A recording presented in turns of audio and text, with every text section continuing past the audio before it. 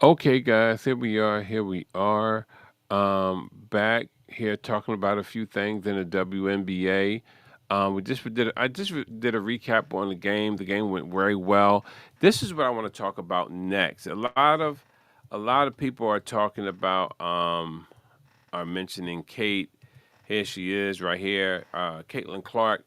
I just want to just talk a little bit about her in regards to the upcoming season, the thing with Engelberg and everything. Um, my thoughts on Kate. Earlier this year, I predicted that the Indiana Fever would do much better without Caitlin Clark when Mitchell takes over, and in light of her demise.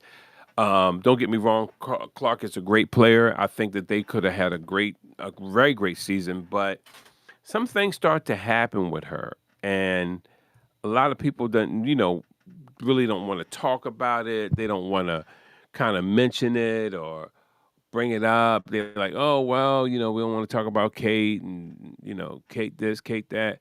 But the whole thing with Caitlin Clark is this: we have to understand who Caitlin Clark is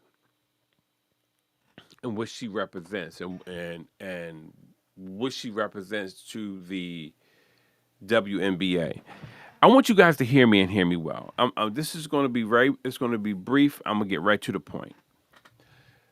Caitlin Clark and the Indiana Fever this year was the league was setting them up to have a great season. And I know a lot of people don't want to hear this. They think, say, yo, you're a conspiracy theorist and all that. Yeah, yeah, yeah, whatever, whatever. Not a conspiracy theorist. What's happening with Kate is this.